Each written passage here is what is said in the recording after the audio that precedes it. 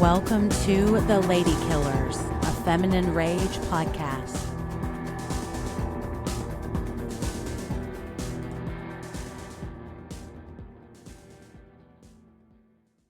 Hello and welcome to The Lady Killers, a feminine rage podcast. I'm your host, Rachel Guttercat Reeves. And look, I know, you guys, this is weird for me too, but don't worry. This is not a coup. There's not going to be a fight. Me and the girls are just trying to stay busy while we wait for our fearless leader, Jen, to return from her roller skating rink expedition. And how exactly are we staying busy, you might ask? Well, if the episode title did not give it away already, that's right. We're talking about a Quentin Tarantino favorite. Sorry, not Matthew Lillard. It's Jack Hill's 1975 exploitation action film Switchblade Sisters. I didn't even think about like Jen not being here and how this is a movie about like of all movies to do, cities. Our leader is gone. It We really are does taken seem over. like a coup. a podcast divided. We set her up. Somebody's got to take control, right? Man, This pod ain't gonna run itself. We're gonna We're not change the Lady the Killers name. anymore. We're the Yeah. Jezebels, and I bought us all a cake. So Yes, Amazing. I do Well, love the cake scene, man. That was great. My kind of Right? girls. I know. I love that. Like, you guys, we have a cake. Like, that's what gangs do, right? They that was such share like cake. a girl power gang moment. Like would only have a a girl cake. gang would be like, "There's got to be a cake. We've got to have writing on it." Decorations, party planning, Decoration, an entire like yes. if it existed, like an entire Pinterest board made of ideas. Oh yeah, it Let's was the make it happen. 1970s version of like hashtag girlhood. Yes. Like, Yes. All right. Well, you heard them. I am definitely not alone. This is not a gang of one. I am joined by a fabulous panel of Lady Killer experts to round out this gang. First up, Shelby, say hello and tell us if you had to come up with a new name for your fictional, totally badass girl gang, what would that name be? So, hi everybody. I'm Shelby Novak. You knew that. Oh.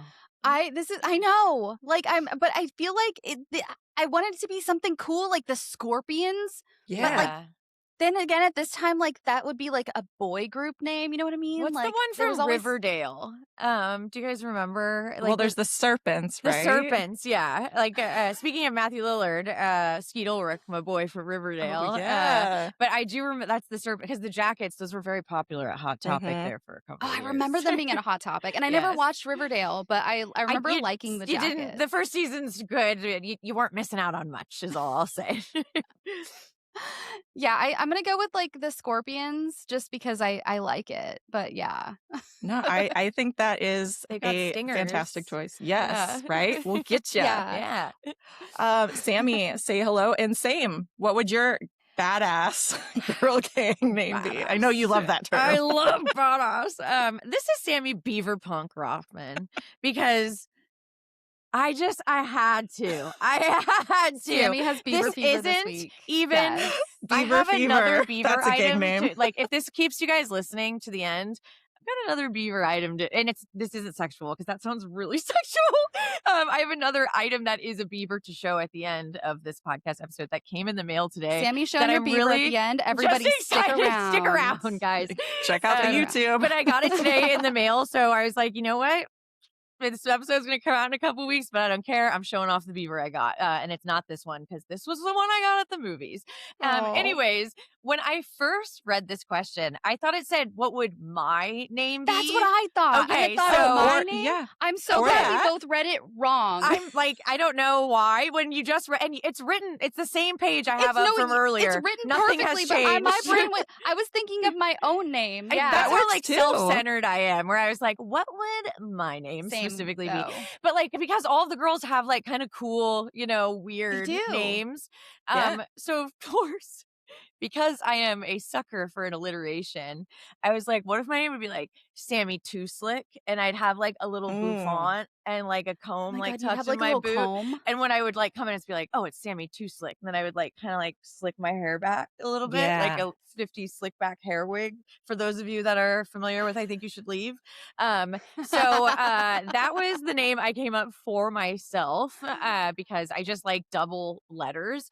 And then it like made me really want to watch Rock and Roll High School again because I love that movie. And like Oh that my one, God. I feel like that would be a really good double feature with this one.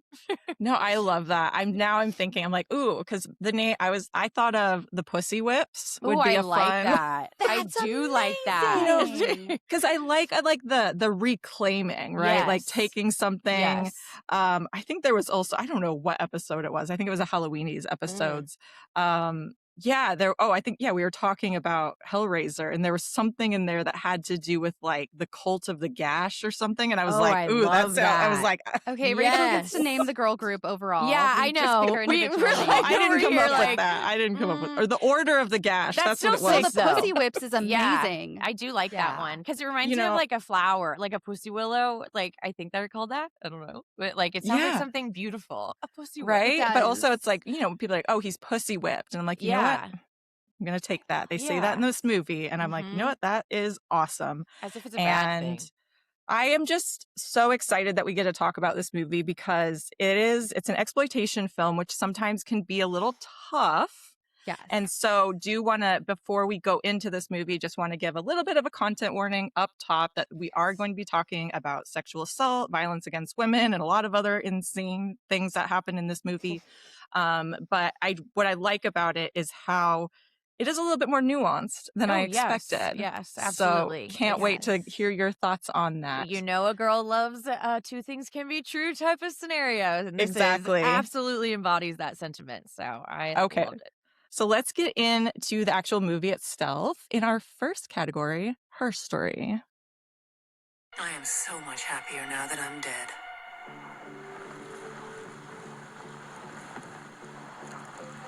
Technically missing. Soon to be presumed dead. Gone. And my lazy, lying, cheating, oblivious husband will go to prison for my murder. So this is a section where we're going to tell the story of the film. Spoilers abound. So listen at your own That risk. was such a good Jen impression. It really was. It was like I've heard it a few Seriously, times. Yeah, I think we're all familiar with she's the standing cadence. behind you like the Yes. ghosts in Star like Wars. her hand right on her now. on your Yeah. shoulders, like yes, Yes, I'm like, imitation is the sincerest form of flattery. I'm trying to do my best Jen Addams impression. It was with very this good. episode. It's almost like you've been around her a lot. I know, right? It's only like we've spent hundreds and Lots hundreds of of hours together hours, talking yes. about things. Okay, so Lace is the first girl that we meet. She's a young teenage girl living at home with her mom and two younger siblings.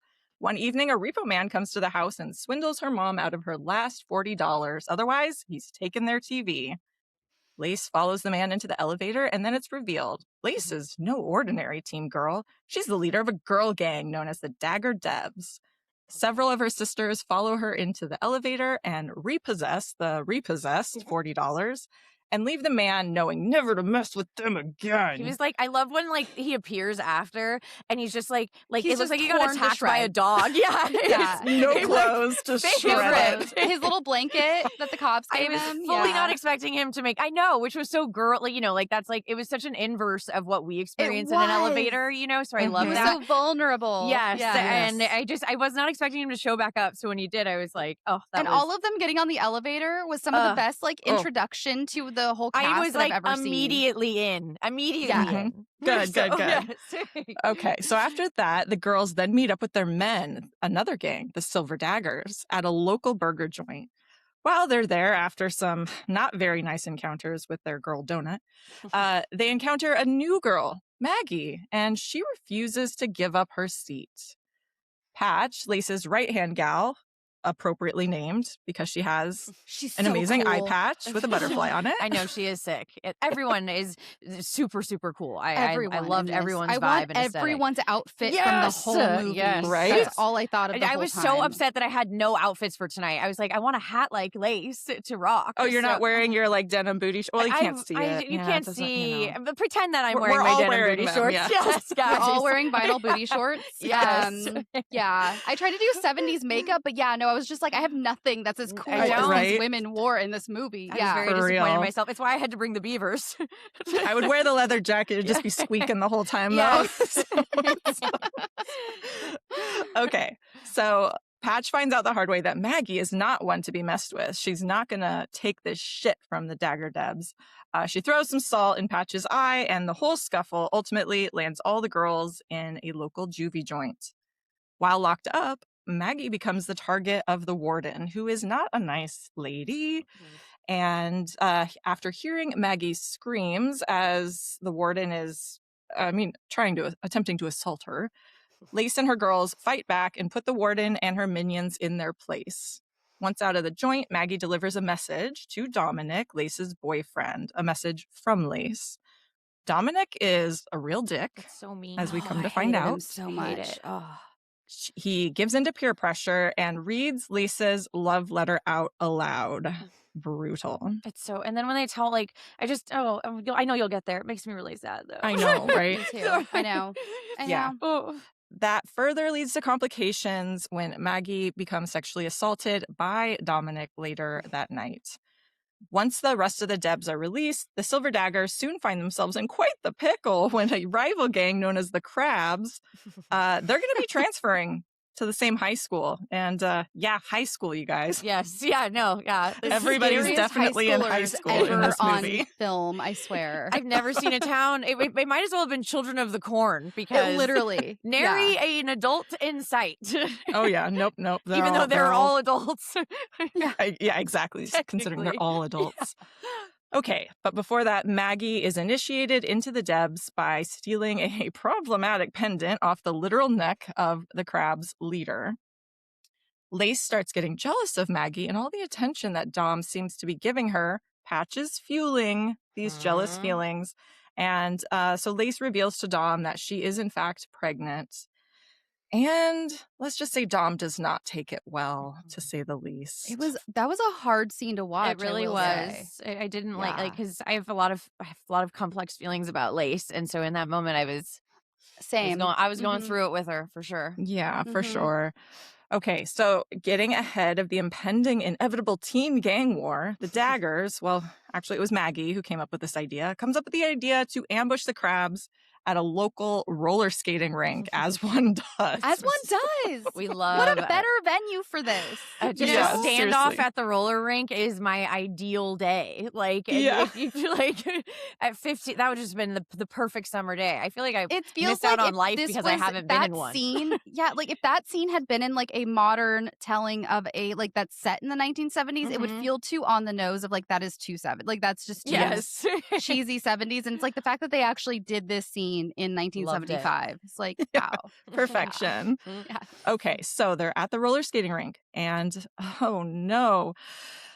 Well, they didn't know there was a traitor in their midst, Mhm. so it's actually an ambush. A reverse ambush, because they were planning on ambushing them, but now the Crabs are ambushing the Daggers, which ends up in Dominic being killed by the Crabs, and it sends both the gangs into a spiral as they've lost their leader and everything goes awry. Lace also, because of this attack at the roller skating rink, winds up in the hospital and sadly loses her baby.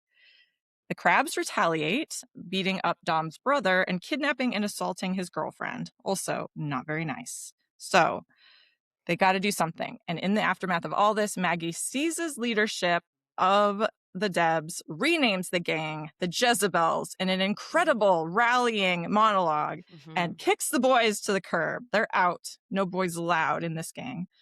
Okay.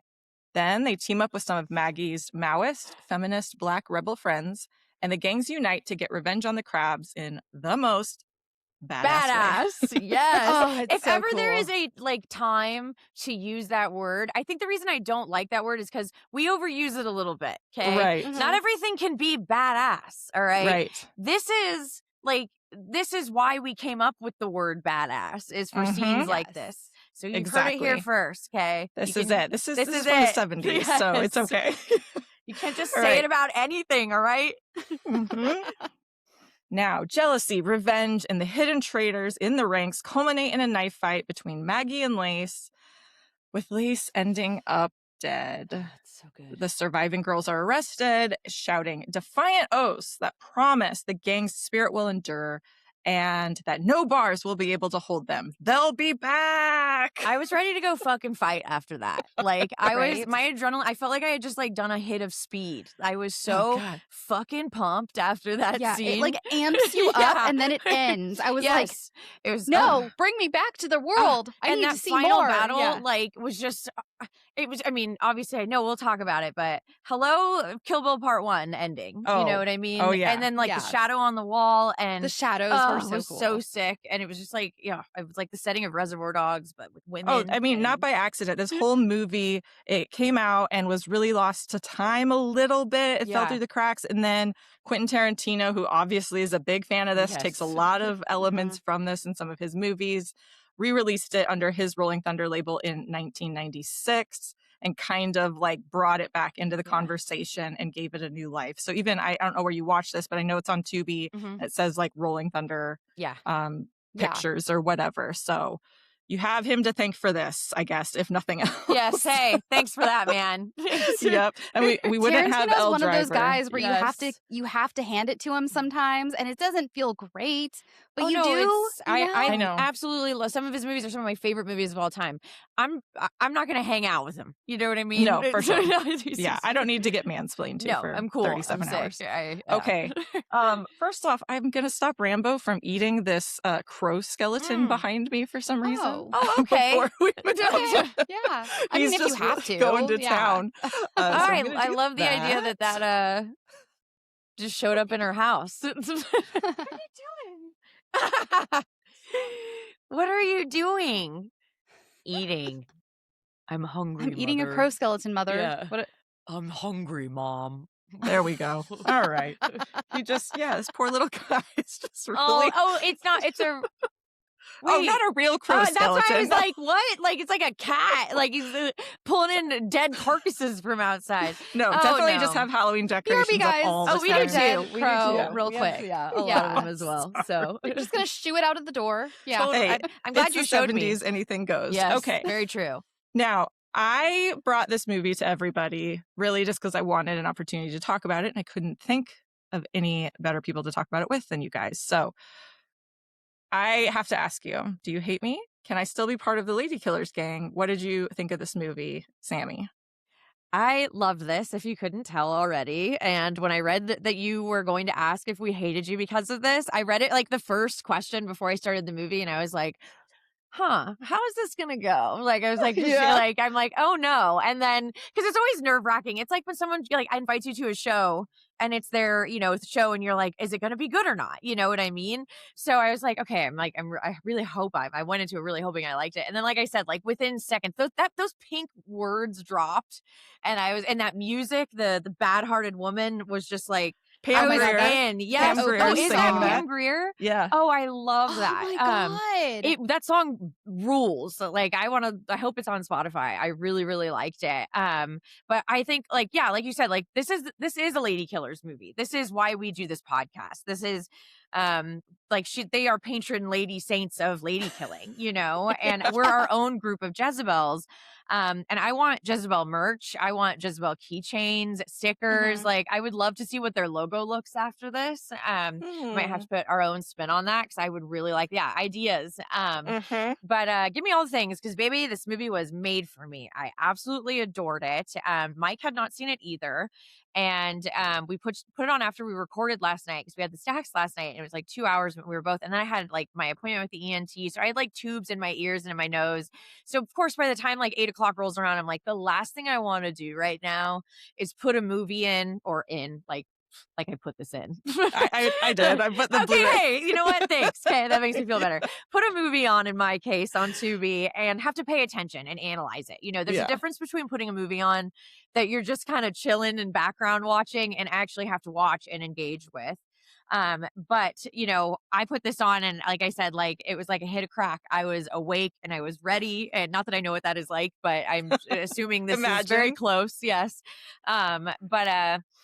But yeah, I was like in from start to finish. And I think we've talked about it before on, you know, our Kill Bill episodes, then like before with that on the Death Proof episode, but I'm not super familiar with the exploitation genre. Like I said, just Tarantino movies is really, and like a couple of Robert Rodriguez movies are really my only experience with it. But I'm aware, you know, of its contributions to film and its importance. But I haven't seen a lot of grindhouse films, and if they're all like this, I think like Brittany said, like, give me more. Like I will watch a ton more of this. Like if we put more of these or have like an exploitation month, I think I would love that. Cause if it's like this, I would really like to do some of the more underground ones that aren't super well known. Cause I just think there's there's a lot to chew on here. And I really wasn't expecting that, especially because it's a 90-minute movie. But I remember when we ended last episode, you were like, it's based off a Shakespeare play. And I was like, Oh yeah, I remember. Like, we were all like, so of course I which had to look into it because it is based on Othello, and I have actually never read Othello. So I'm like, there's actually not a lot of, because I even typed in like films that are, you know, like pull from it or based on remade. It. There aren't a lot of them, or even like, Yeah. you know, like a 12th Night with like She's the Man, or like The Taming of the Shrew with like how was it 10 days? I mean 10 Things I Hate About You. Thank you. 10 both titles, but you got what I was saying. But I wanted to give us just a quick breakdown of the story, just so we can kind of see the similarities. Please. Because Othello, a tragedy by William Shakespeare, was written around 1603 and tells the story of a general in the Venetian army who is manipulated by his ensign, which I had never heard of. It's a second lieutenant. Ensign. Thank you. I know it from Star Trek. Okay. Well, hey, you know, you learn a couple of things from sci-fi here and there. But thank you, because I was like looking at it, I'm like, I have no idea what that word is. So I had to look it up. And the character's name is Iago, which I've always thought was a really cool name. And to believing that his wife, Desdemona, is unfaithful, leading to a spiral of jealousy, murder, and suicide. The play explores themes of race, love, jealousy, and betrayal. It's set in Venice and Cyprus and is famous for its powerful drama and tragic ending, which sounds a lot like the plight of our lady killers here. It's like Lace, Maggie, and Patch. Like that's all of them. And I just love the idea of a movie like this being inspired by such classic literature. Like that's so cool. And it just feels really hardcore in a way that is like, I don't know, it's just like hardcore history mixed with like feminine rage, and it's pulpy and it's campy and it's this heightened reality. And I think I probably would have read a lot more Shakespeare if it was like this movie. Yeah, no kidding. Yeah. But yeah, I loved it. 10 out of 10, Rachel pick. I'm so glad that we all liked it. I mean, I know you did, but I'm so glad that both of us did. Yes. Shelby, what about you? Yeah, same. I had no idea what we're going into. Yeah, I saw that you were like, I hope you guys like it. And I was like, oh, I wonder if this is going to be Rachel's Repo, the genetic opera. And everybody's like, hey, we love you, but not this. But no, it was... Love we you, all have but to also have what's one wrong with you? eventually. Literally, okay? Sammy, you weren't on the Repo but episode. I watched That's the literally movie, so I lived it. That's literally how Rachel started. Was like, Shelby, I love you, but I had to like before I didn't know I was going to be in the episode. Like I was like pacing in my living room, like how do I present this? How do I talk about this? How do I explain that I just let it happen Shelby, to we me? cannot be friends any longer. No, I loved how weird it was though. Like, because fuck, I love Cat in the Hat. Okay, and no one's, you know, I good thing no women kill in that movie, because I'd probably make us watch it. That Also, was before you guys actually asked me to be on the show too. So when Jen asked me, I was like, I botched even it. still, am I being pumped? You still like me? Still. Yes, You can do no wrong. We love you can in do no spite wrong. of your love for Repo. But yeah, I loved this. I had so much fun with it. I like you, Sammy. I appreciate the contributions of the exploitation genre. But it's a very big blind spot to me. I haven't seen a lot of the originals. I've seen a lot of the inspired bys, but not a lot of the originals. And so I was really excited to actually delve into this, because it was like, for some reason, I just never bring myself to watch them on my own. I just don't. And so to be able to like to have a reason to, I was like, oh yeah, finally. And then I loved it, which was even better because it's one of those like there's some stuff as film fans, the three of us are. Sometimes you're like, I need to watch this because I just need to as a film fan to like complete, my to feel knowledge. worthy and then of being a cinephile, you know? Yeah, and like sometimes it's a little bit of a slog to do Yes. that. And this was the opposite. It was so much fun. thrilling. I understand everything now about this, not everything about the genre, but I understand its appeal to everyone. And it was so, I'm not even going to say fun from start to finish because there were parts that were like a difficult watch. Yeah, for sure. But in the best way. Yeah. Like I did not anticipate an exploitation movie having me like really in my feels or like thinking about things and thinking about the ramification of certain scenes and like how they were considered back then.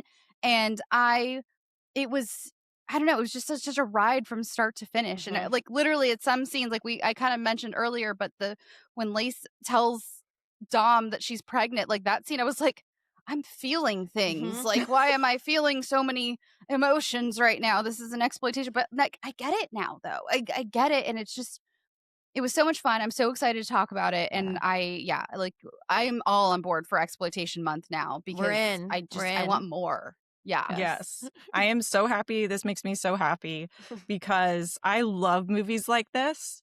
Like this is one of those movies I was not familiar with it like forever. Like I didn't hear about it from Quentin Tarantino or anything like that. There was a podcast called Switchblade Sisters. April Wolf hosted it. I found it when I was looking for this. Yes. Yes. And I loved that podcast and what she was exploring a lot of kind of similar ideas to ours with directors and creators in the film industry. There's lots of really good episodes. She's not doing it anymore, but the episodes are still there if anybody ever wants to check it out. But then it was like, there's this movie that she named her entire show after. So like, I have to know what it is. And Arrow put out a really beautiful Blu-ray of this movie. And it's just one of those that I saw. It was like, this is the most amazing thing I've ever seen. Because there's like a turn in it. Like at first it's kind of just going along and it's fun and it's fine and everything. But for me, there's like a few moments where it's like, oh, no. This is like skyrocketing up where it's like all of a sudden you're just like, I can't believe this is happening. This is so cool. It wasn't like a dumb B movie, like a trauma or like sorry to those who like trauma movies, but like it was, you know what I mean? Like it had trauma movies know what they are. I think it's fine to say that. Like this was really, it wasn't like some, because there are some Tubi, old movies that you put on where you're like, this is just bad, It's just like bad, not so bad it's good. But this was like not even a so bad it's good situation. It was just good. Right. It was.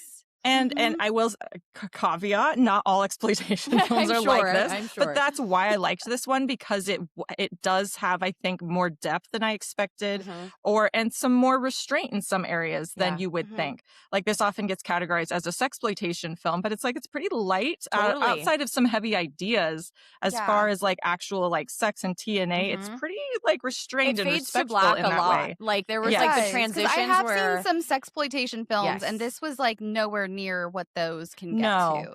And I think that really speaks. So Jack Hill, who's the director of this, and like he also did Coffee, Foxy Brown, and Foxy Spider Brown's Baby. So I think it just goes to show like you don't have to have a $18 million budget in 1975 to like make a movie that says something, but it can still be fun. And like, do I think this is the most like eloquent, movie that's making social commentary ever to exist? No, but I think he's doing what he can with the material and the resources that he had. And I think that's amazing. Yeah. So he's also a man too. Like, I don't mean to like, obviously we talk a lot about how it's hard for men to relate to the female experience.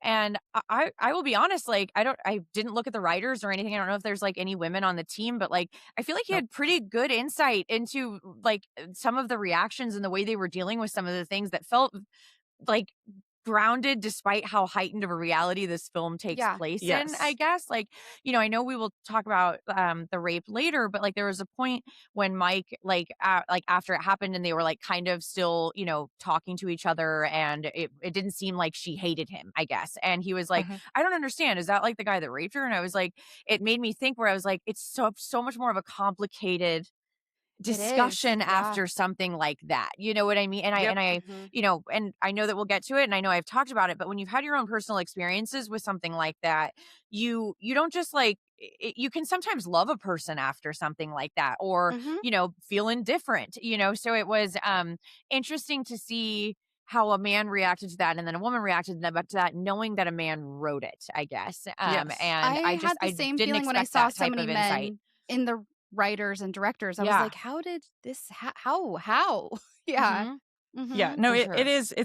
it is really wild. So let's just get into it so we can start tearing it apart. Yes. Mhm. But first, we got to figure out and lay the land with our first category or our second category, I guess. Sorry, who is she? I just wish we could all get along like we used to in middle school. I wish that I could bake a cake made out of rainbows and smiles and we'd all eat it, be happy. She doesn't even go here. Do you even go to this school? So let's give a rundown on some of our leading ladies. There's a lot because this is a There's girl a gang lot of after all. It really is. But I feel like the three main characters that are really kind of in the middle of all this.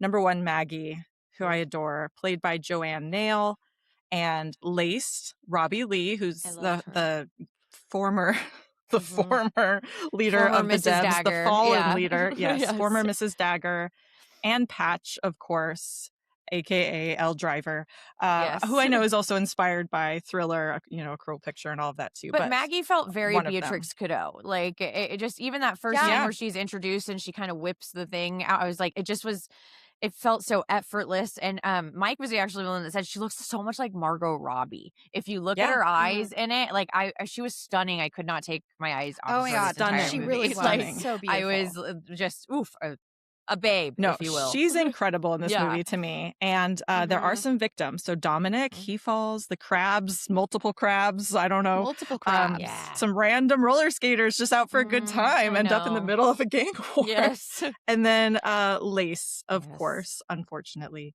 Motive, we're going to discuss that. Weapons, we've got chains, I guess, those like little whip chain Mhm. belt Yep. thing that she's got. We've got switchblades, of course. And then guns, lots Yes, of with some guns, guns. And cars. lots of slapping. I know that's not like Yeah, no one dies from the slapping, but there's so much There's a lot of slapping. physical, violence. a lot of for physical sure. violence. On A girl on plunger. girl and men on men. A Yes, roller that's true. skate. That's how Yes. Lace loses her The baby. super Yeah. sick car with I know. like the like blacksmith metal like things Yeah, it's on like the an urban outs- Yeah, tank. it was so Yeah. cool. So cool, so amazing. And I guess the first thing I wanted to talk to you about, because there is a lot of violence in this movie, including violence perpetrated by women and violence on women, all of this sort of Mhm. stuff. And I guess I'm just kind of curious, like, how you read this within the context of the movie. Do you see this violence as like empowering? Is it a matter of survival, spectacle, something else? Yeah, and just kind of why do you think, like, what draws these women to the gangs? I think it's a little bit of all of the above. You know what I Mhm. mean? I don't think like like we were saying at the top of the episode, like this is a movie where it's like not just two things can be true, it's like four things can be true kind of thing. Mhm. Mhm. And I feel like the gang itself and the characters within it felt presented as a sort of alternate like family built from necessity that in turn sort of made them feel empowered and gave them a sense of like female solidarity, albeit it's a violent one, but still like sometimes you got to get a little fierce to make a little change, I think. Mhm. A lot of times, I think, actually, I would love to see a girl gang like this right now. I'll just be honest. I think I would join Right? it, no problem. I think we need one. Yes, Yeah. let's get a shit ton of Jezebels out Mhm. there. I'm pleased. But I think these women sort of operate in a world where they're all at the mercy of men, and I think this gang offers them a way of fighting back. And to offer them a feeling of control where they don't really have anywhere else. And like everyone needs a community and a sense of that. And I think especially what this town looks like is it looks like it's kind of on the outs, it looks like it's Mhm. struggling financially. And so you kind of in situations like that, the home lives don't look really great. You're looking for solace and comfort anywhere that you can. And I think that's what any of us want. Of like just a place to not only feel in control, but accepted and threatening to those that wish you harm. So it's like they're safe here, but they're also scary to other people. So it's like Yeah. there's a sense of safety that I don't think women is not familiar for us to feel scary, I guess. And these bitches are scary, and I love that. And I would love to be scary, so I would love some tips. Yeah. What about you, Shelby? Yeah, I think it's a little bit of everything. I mean, like the spectacle is there in like the exploitation part of exploitation films is definitely there with some close-ups and the cigarette and the belly button. I loved that Oh, yeah. scene. And it was just so purely like exploitation. And I mean, that's one thing that's great about these movies is like that is there and that's the camp part. But also, yeah, like this idea of, I'm sure you could look at it from like a historical lens of the 1970s. Like, I won't get into all that. Also, I'm not well versed enough to get into it. But this town, like they do a great job in the very opening scene highlighting this shit town. We don't do we ever really get a name for where they are? Like I know where they filmed, but like I don't Any think we get, town, like, USA. It's very Escape from New York, and like it's very John Carpenter-esque. Like even It like is. Assault on Precinct 13, the town kind of looks like that. Yes, They filmed in similar areas, but yeah. Yeah, so like we get all the graffiti and the girls are all come from like these broken homes. I mean, even the elevator they get into, like there's spray paint in the elevator. Like this is like a rough town. And it's like, again, like you guys said, it seems like the whole town is rough. It's not just like their neighborhood. It's like the whole town is broke and struggling. All of the adults around are afraid of the children. The part where Dominic assaults Maggie, it's like her dad comes out or her mom comes out first and he's just like, and that then was it's the guy another scene that was a little, rent. yeah, that was like kind of tough for me to watch. I don't know. It was just like watching him be so horrible to, I mean, obviously what we had already watched, then into him speaking to her mother like that. And then into the father figure coming, and not father figure, but the father coming out and him just being like, yeah, do whatever you want to my daughter because I just don't want you to burn my building down. And it was just, it was a really, I didn't realize I'd be so horrified by parts of this movie in a good way. The movie wants you to be, and I was, and it was so effective.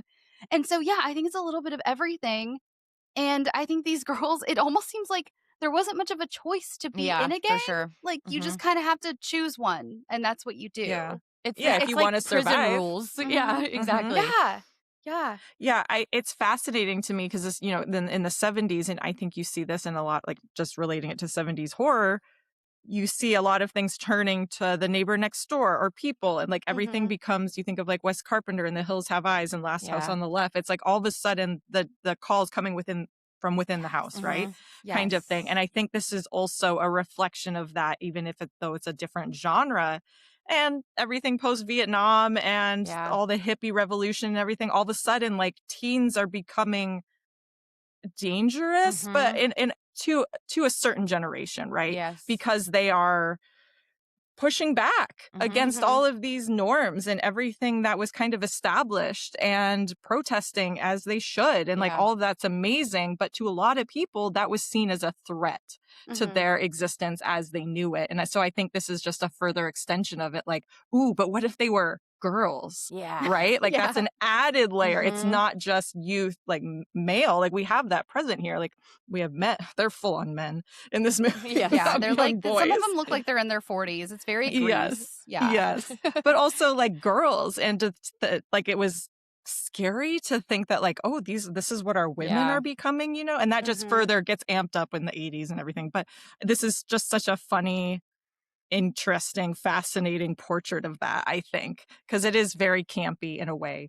It also reminds me like a lot of the Death Wish movies. Obviously, this is very Death Wish 3 in that way, and that you have to band together. Like if the systems around you, like because the cops don't do shit. Number one, because they know they're like they're teens. If we take them in, they're just going to kick them right back out. So there's that element, but it's like they've got other things and they're not helping out. They so also don't have our best interest in mind. They're basically America's PR. So they're not looking out for us a lot of times. Well, exactly. And it's like if these people who are supposed to be authorities aren't going to look out for us, then we have to look out for ourselves. And that's exactly why these gangs exist. And we see that with the Maoist gang, like the Black rebel gang. We see that there too. It's like they take over a police station. Granted, it's empty, but they're like in a police station because they're like the police aren't fucking here and they're not doing left for so somewhere we're taking safe. this over. Yeah. So I think that's just, I mean, that's what people got to do sometimes. knows? Not just You could saying. wink. Wink, wink. Yeah. Yeah. Okay, so let's get into more of these details. Let's get into our tank, our Yes. fortified Yes. urban tank. And yeah, get in, loser, because we're going killing. This woman will soon cut, chop, break, and burn 5 men beyond recognition. And there isn't a jury in this country that will convict her. Okay, so I want to dig into some of these gangs just a little bit, and I want to get them out of the way so that we can really focus on our ladies and talk about the Crabs and the Daggers, who are these 2 rival teenage male gangs. Yes. And Question there- mark. there's other men present in the film, but they are the largest presence. So I just wanted to kind of get your thoughts on how the men are portrayed in this movie.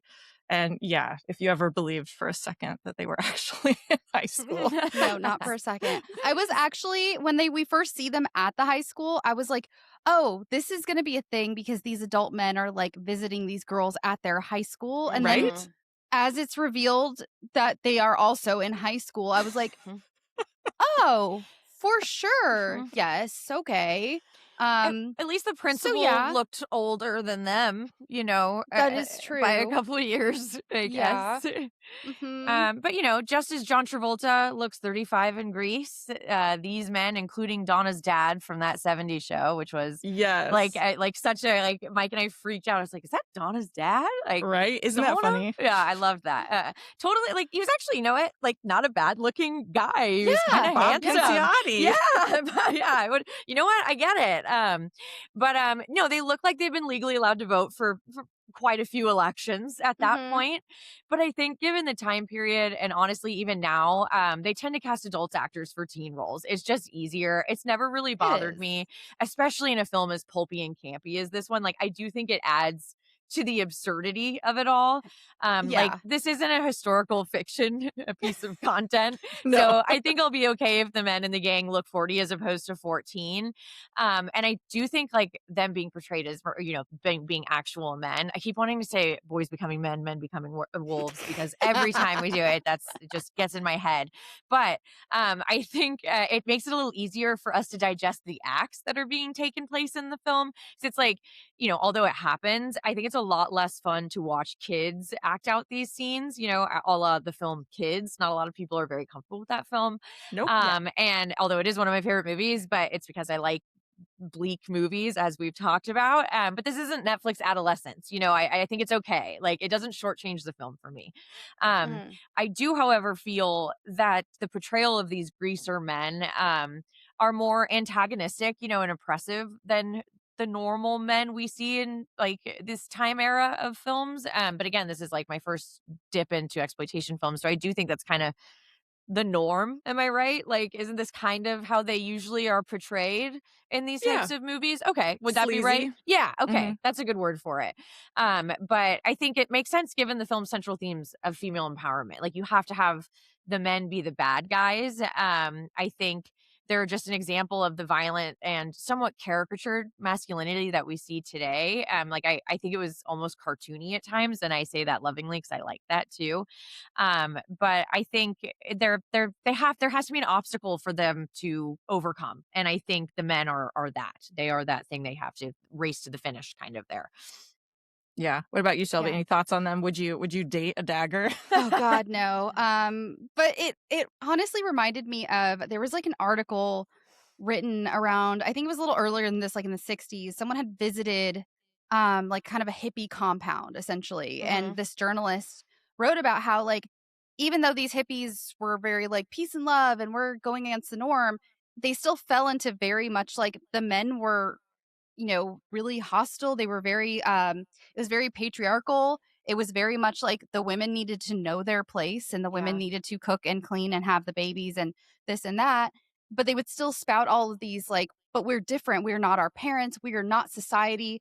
And the journalists like pointed out, this is, you're still doing it. You're still, you're still being, you're just as oppressive as the government and your fathers were. You're just doing it all over again, except you're not wearing shoes or whatever, And that's kind of what this reminds me of, is like they're, they're an alternate version of what they see as like Mm-hmm. what society wants them to do, and they're on the outskirts and everything, except they're still just as, they're fascistic in within their own little community. They have their own little wars and their warring communities, and it's like all the men are still just being horrible men, and there's like And it's out so in funny the open too. Oh, yeah, yeah. and out in the open, and it feels like the women are the ones who are really like changing up the roles and like Mhm. finding themselves and like trying to do something different, and the men are just being like, yeah, sleazy Yeah. bozos who are like, they're even though they definitely all look 40 years old, they still like act like little boys who got a little Mhm. bit of power, Yeah. and they're playing pretend with these little gang wars. And I know the girls sort of participate too, but it does feel like the girls are the only ones, and I know it's because we're following them, but we see them go home and still sort of participate in Yeah. society in a way. They're still going to school.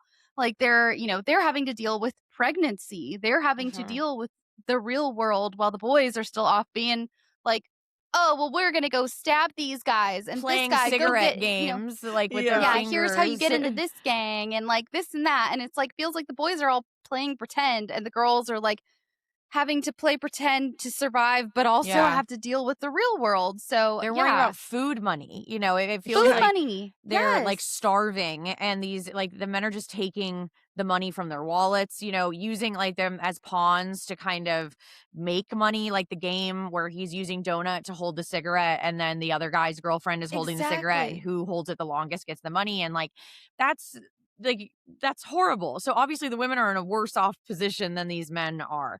And like you said about the fathers thing, like I always think of it this way, is like their dads were hitting women behind closed doors. They'd go home and hit women.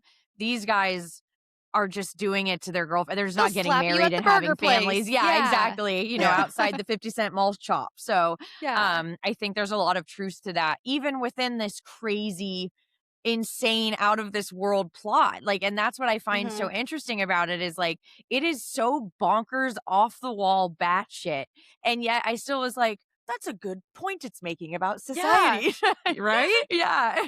Well, and it's like it's a weak power, which by that I mean it's like you see these guys, it's very performative, like you were saying, they're talking the talk, but ultimately it's like they're just using their size, their privilege, just their place in society in general, but they don't ever really have any plans. They're just manipulating and exploiting other people, but ultimately it's Maggie who comes up with the idea for the ambush, and it's Maggie who kind of arranges all of these other women to come together and take it down the crabs and that kind of stuff. And it's just they have power at this moment, but even as we see with the landlord with Maggie's mom, it's like it's fleeting, because then it's like, okay, but now this bigger, stronger guy's in charge, so I'm not going to do anything. So it's like ultimately it's not a sustainable kind of No. power. It's Yeah. very short-sighted and in the moment. And even like when the newly renamed Jezebels kick them out, because it's like they're pretty easily overthrown. Absolutely. It's to me, that's a really fascinating way to look at power, and Yeah. something that maybe, I don't know, more people currently in power should think about, to be like, okay, Yeah. but what, like, this is for a moment. Like, would you rather have a legacy and actually make some sort of systemic change, or you just want it for this one kind of That's- blink in time? Yeah, there's Like not you going to said, be a it's so- gang to rule, Yeah, it's so Yeah. fleeting, because the moment Dom finds out that she's pregnant, he's like, well, I can't just get a job at the factory and this and that. And it's like, oh my God. In that moment, again, that scene was so hard to watch. And part of it was because it was like in that moment he realized it was all make believe. It was all Yeah. Yeah. like, wait a minute, I actually have to go do something and be in the world and work at the factory, and and all that. And he put it all on her, like, how could you do this to me? And it was Well, like, yeah. and which is a reaction, that wasn't surprising, but it was still like, whew, Yeah. just watching her go through that was awful. But yeah, like that, the way to me, his whole facade crumbled to dust when he just freaked out like that. It was like there was nothing. It was everything is nothing, you know? Yep, exactly. Well, I want to talk about that more with Lace because I'm fascinated by this character and am oh my too. God, this performance. Yes. The way she talks like It's this just all like the to time. her teeth. And like I saw a lot of people complain about that, and Mike didn't complain about it, but he brought it up, and I was like, normally something like that would have really bothered me, but for whatever reason, I was really enamored by this character. I thought she was super cute, and just like there was something really sweet and soft about her, despite her, obviously rugged presentation. But it's like someone that's trying to, like a puppy like Scrappy Doo kind of, you know what I mean? Like, let me at him, let me at him. It's like, no, you're just cute. Like, you have your little tooth and you're just like sweet. You shouldn't be, but even that's, that's not, she can be a badass and still be cute and sweet, but like you can tell she's really trying to make up for it, I think, because she's so soft. And that's what I think is fascinating, but is like we do get some depth to this character. Yeah. Like that didn't have to be here. Like she could just be a one-note kind of James Cagney impersonator the whole time. Yeah. But they actually do give her some nuance. Like she does drop that facade a few times with Dom in the hospital with Patch. It's like it's a performance. So she's insecure in her power, I think. Yeah. And that's how she's able to, put that out there, fake it till you make it kind of thing. And it's like, I understand that. This character was the one, like you mentioned, inspired by Iago. She's fueled by jealousy. I love it when she's like, I would kill for my man. I would kill for him. But it's so sweet because like you can tell she genuinely like likes Maggie. Like she wants this to work. And so to see someone's mind be warped to something that isn't really happening, but isn't happening the way that she thinks it's happening. The way that she thinks it is. Yes, is really, it was hard to watch. It was like hard, like you just want to kind of go through the screen and be like, no, you're misunderstanding the situation. Yeah, one of the hardest things I thought too, and this to me, this is why I wanted to ask you guys if you thought she was a sympathetic villain, because after Dom kind of rejects her after he finds out she's preggers, and then she suffers a miscarriage and Dom dies. When they're in the hospital, she's telling her friends for the first time because they didn't know she was pregnant at that time. And all of a sudden her story completely changes. That was so about Dom's reaction. Yes. Like she's telling them like, we were going to have a family. He talked about getting married. He was so excited. And we know it was the exact opposite. And that is heartbreaking to me. So I just wanted to get your feelings about like if you thought she was sympathetic in this, and ultimately, because we see she has a softer side. Like, why do you think she ultimately hates Maggie so much? I think, the softer side, I think a lot of it in that moment when she's making up that story, she was the most childlike of the whole movie. It was like, this is a teenage girl, and not that you forget that, but you do a little bit. You feel like they're like a more amplified version of teenagers. And in that moment, she was just a girl. Like she was just a girl who like, she was already so traumatized by the way her boyfriend reacted, traumatized by her assuming he was cheating on her, even though we know that's not exactly what the whole story. I mean, I guess he was, but in a horrific, most horrific way he the could worst, be. Yes. Worst. Yeah. And the way she just turned to like, it was almost like she didn't know how to deal with his death, so she turned to this fantasy, this like not maladaptive daydreaming, obviously that's not what it was, but it almost reminded me of that. Like I'm going to create my own reality now because I get the opportunity. The baby is gone, Dom is gone, so now I can just create my own memories about it. And it was very childlike. It was like she was playing pretend. It's like Elvira in the Ugly Stepsister. It kind of reminded me of that. Like where it's like all she wants is just to be wanted, And I do think obviously there's this part that's in play here too, where it's like she's obviously the one that was the traitor. So it's like if she tells them what really happened, it's gonna look a little fishy. I think like it makes it look like, oh, then now you had reason to have like been a traitor, So by saying that like, is true. Oh, like everything was going so well, she has no reason to have betrayed everybody. But I do think that's secondary to what she really just wanted was just someone to just be there for her. And I think she longs for a family because like she's the only one that we really, besides Maggie, see at home. And we see that she has like two little siblings, it looks like, that her mom is struggling to take care of. And I think like a semblance of normalcy and to be able to like afford her own family and maybe be able to take care of her siblings is something that she wants, but she could never say that because she's this tough as nails chick. But I do think, despite her violent actions and the thing that fueled her behavior is really just driven by this fear of abandonment. Yeah. And I think a really desperate need to control in a world that's just offering her none. And I think that's very relatable.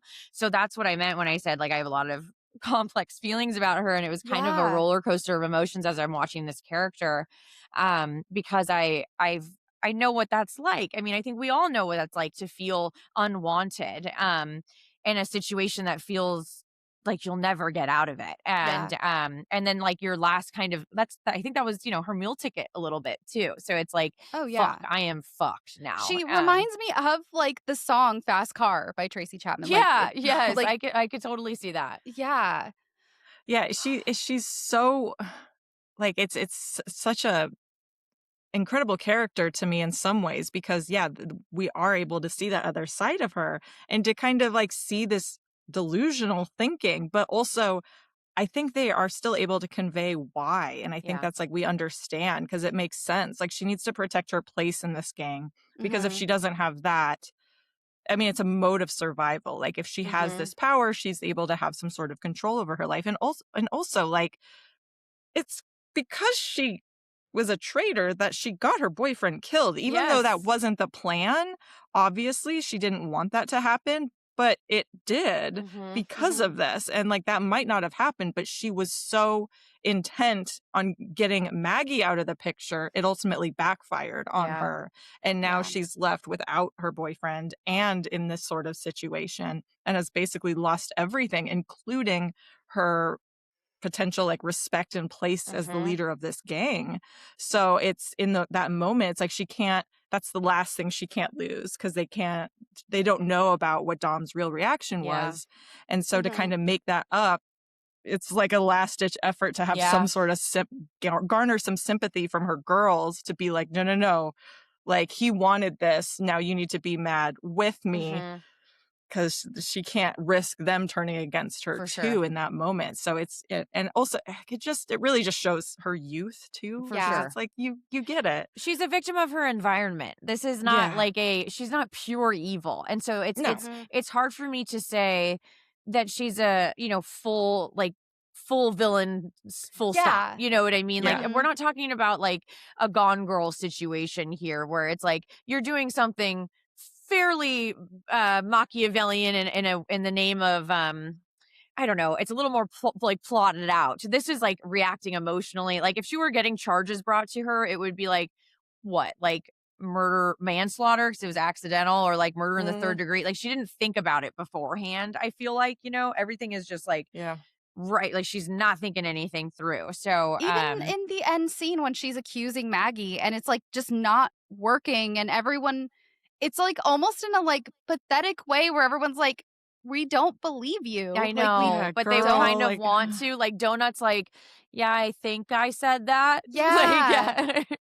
It's so Donut's sad. like, can everyone just stop slapping me? Yes, Like, can I would- please? Oh, Donut. Please just like let her eat a meal, and like you know. guys like took away her whole meal, and you're mean to her. Donut was justice for Donut.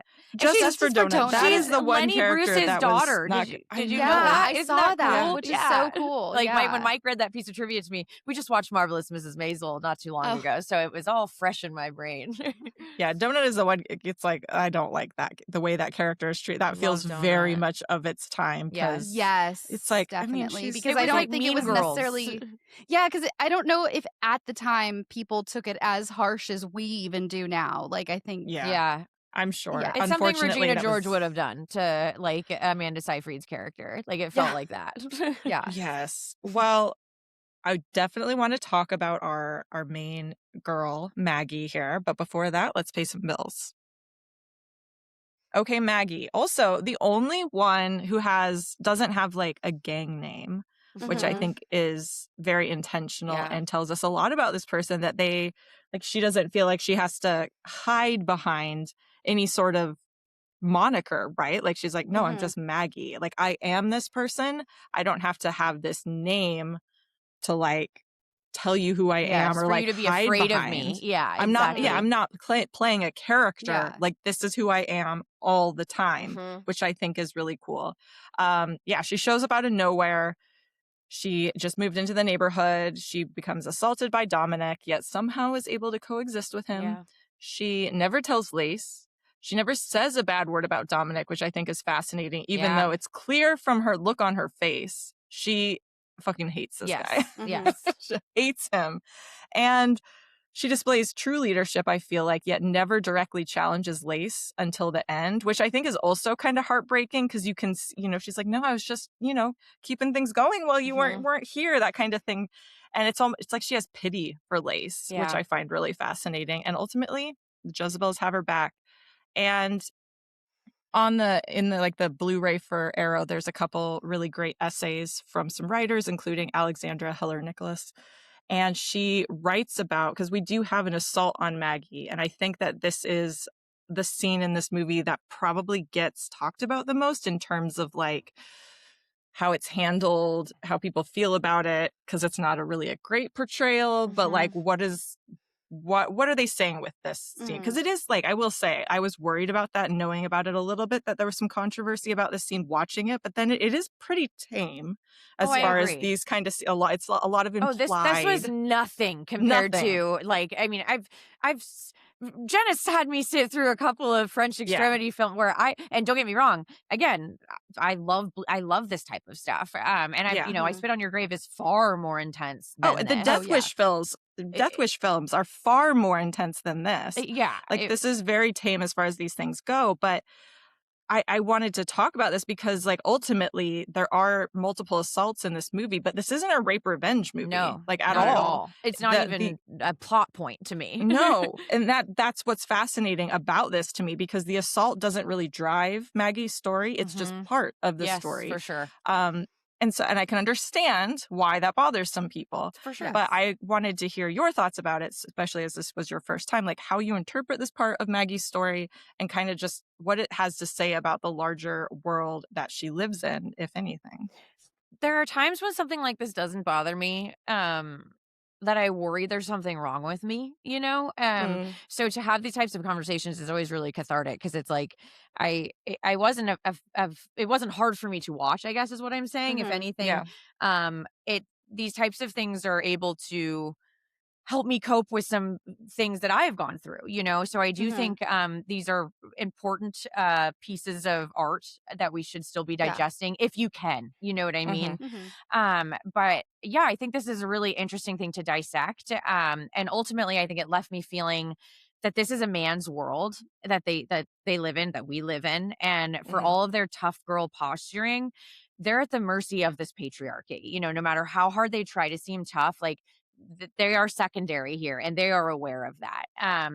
And I felt like, she doesn't really want to be victimized at all. And I know exactly how that feels, to be like, I don't want someone to feel sorry for me. You know what I mean? And I think her rough exterior and sort of lifestyle that she leads has sort of acted as a shell to protect herself from these horrible things. It's like I've talked about a lot before. Like I always say, my Danny Torrance lockbox, like you hide the bad memories, sometimes even shifting them into not so bad memories so you can kind of cope with the situation, especially if you unfortunately have to see this person every day, and I think in order to protect herself from these things and also continue to be seen as strong as she has to like push forward, in her mind, that was just another day, another thing that happened to her, because this is the society that this story takes place in. So I don't know, maybe I'm just pulling that out of my own personal experience, but I think to her, and I don't think this is right, but to her, it was just another day, kind of. And it doesn't define her, and it shouldn't define her and how she continues to go about her life. And I thought that was really weirdly powerful, I guess, to see a woman do. And like I said, I totally understand someone being offended by that, but I found it to be really powerful to not let something like that just become your entire personality, or that's a weird way of saying it, I guess. Become something that you're always at, I at fault understand. of. Yeah. Do you know what I mean? I guess. Yes, I Yeah. do. So that's always nice for me to see, because I feel a lot like that in my own experiences. Is like I don't like to think about it, and so seeing someone else kind of go through what I went through, but also react to it in a very similar way is nice to see in film. Yeah. I guess. What about you, Shelby? Yeah, I had the same feeling. I know that some people cannot see depictions of rape, and I totally respect that. Yeah. I don't want to say the opposite, because I think the opposite would be enjoying it, but Yes. Yeah, I know I what you feel mean. like but I feel like it's important to portray. And I do feel like that is one thing that I can't agree with a lot of like film online, like Twitter and Film Blue Sky, where they think it shouldn't be in film at all. I disagree, because like Yeah. you, Sammy, like I have had I've had to deal with situations like this, and I feel it feels cathartic to me to see these. And I feel like it's also a good warning in a way to Totally. Yeah. like, because I don't feel like it normalizes it. I feel like it's still like this movie was still horrific. There is For a gang sure. rape scene that, like we said, it cuts to black. It's not even one of the worst I've ever seen portrayed, but it was still heartbreaking. And you see the girl afterwards, and she has to see her assaulters, and the way she reacts, that actress reacted, was so Yeah. true to life, and it was so heartbreaking. But like you said, this is their reality, though, in this world. And it's and okay to I react to it like this. You know what I It's like, okay to without feeling. Exactly. And the thing is, because that is something that does happen, and that's why I don't think it should just be taken out of all movies. It's because it is something that happens, and by taking it out of movies, it's not going to stop it. But Yeah. also seeing, these portrayals of it, and seeing these women have to exist with their assaulters, and which is something that most people have to. It's usually someone and like statistically, so it is something you do have to live alongside. And I feel like it was something that, especially at this time, Yeah. I'm sure there was at least a few women who saw this and felt seen by it, and felt like, Totally. okay, this didn't just happen to me. And the film does make sure it is a bad thing. Like, it is these are all very scary scenes. They're played these are not exploitative scenes, I don't feel like. They're not meant to they're- titillate. No, Yes, I they're not didn't meant feel to, like- titillated at all. Exactly. And like you said, it's warning, like it's not it's not normalizing it, it's highlighting it. Like, if a young Yes. person watched this movie, not that I think, you should have your 10-year-old kid watch this, but like, if you're a man and you see this at a young age and you see the reaction, and like I would hope, if you're a normal person, it would make you go like, oh my God, I would never want to do that to someone. Like, so I do think seeing how a woman reacts to something like this is important for young men to see and young women to see, and the pain that it causes, and sometimes doesn't cause, because sometimes you get numb to it. And in relation to the somewhat attempted rape scene in the detention center, that one feels a little more titillating, just because like Yeah. it like the girl on girl aspect of it, and it still isn't like exploitive. Like, it could be way more exploitive, like, trust me. But like, we do get some nudity in that scene. There's a lot of like it I could see an argument that someone could feel that it was a setup for a porno kind of scene. Yeah. Orgy scene, jailhouse guard type into the Google search, lesbian encounter. It's very popular, I imagine, search, I've heard. But all I'm there's trying to say is a whole it feels genre of women in prison movies. Exactly. and Pull out they your are not beaver as pillow. subtle This as is the time. But like, it does feel a little more like that's play, and again, like, it's not even that hardcore, but I could see that one being a little more titillating than the one that we got afterwards. Yeah.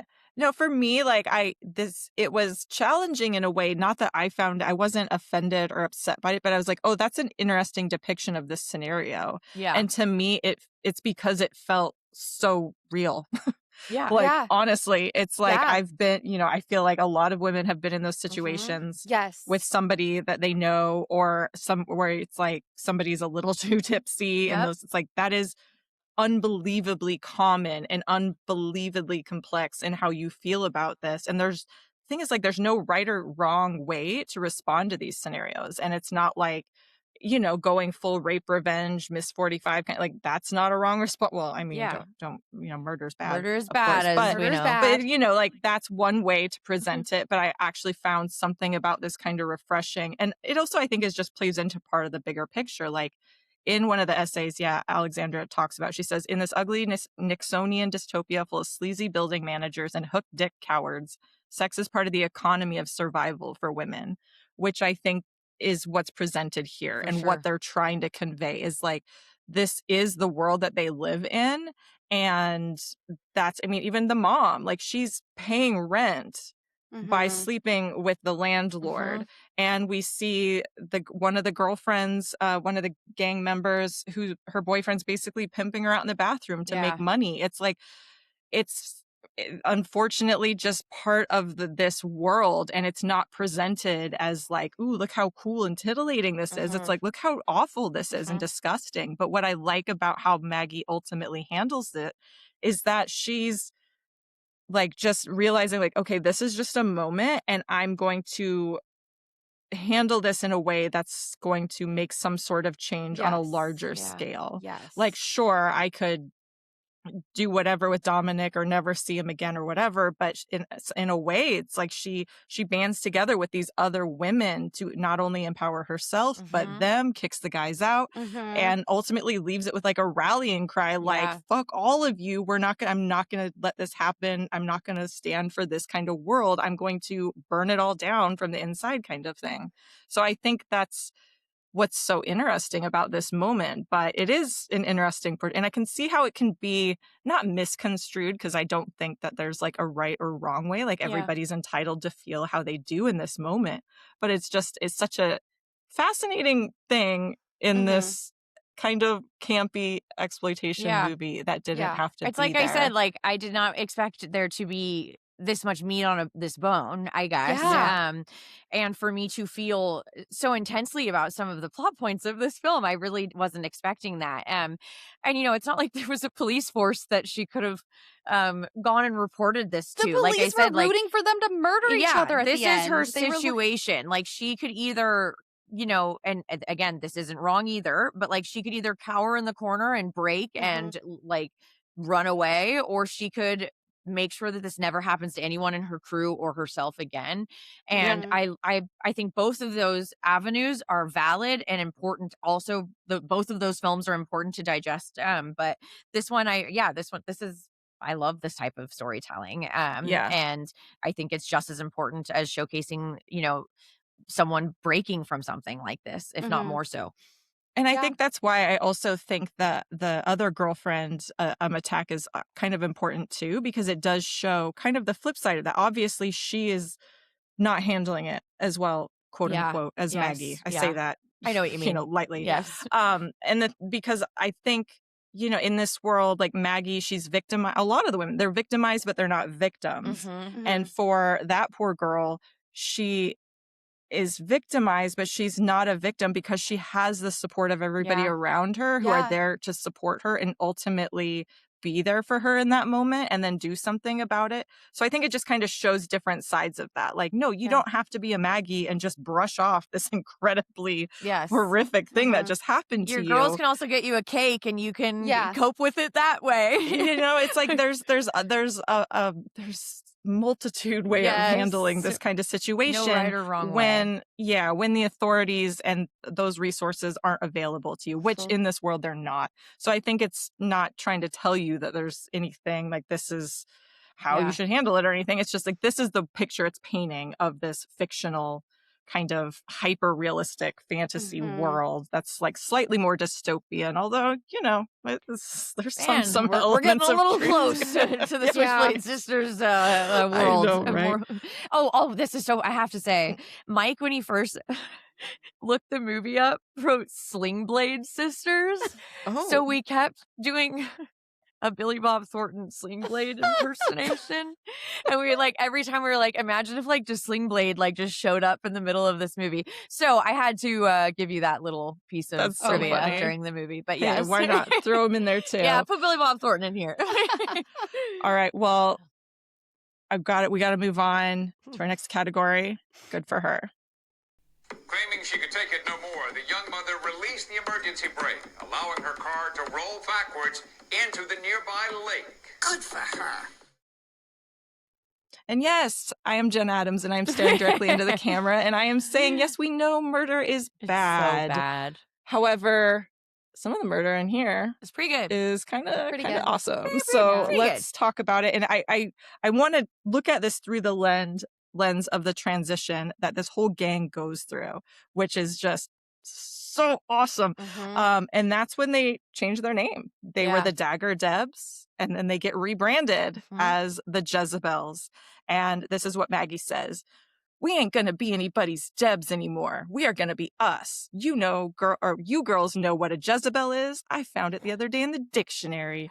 It says an immoral, shameless, impudent woman. And from now on, that's going to be us. Oof. So, Love it. So Yes, good. That's the moment I was like, yeah. Oh, it's so good. I love it so much. Okay, so I wanted to get your guys' read and opinion on this. What separates the Jezebels from the Debs? And I mean, do you read this as a feminist text, anti-feminist, both? Like, how do you ultimately leave this feeling, Sammy?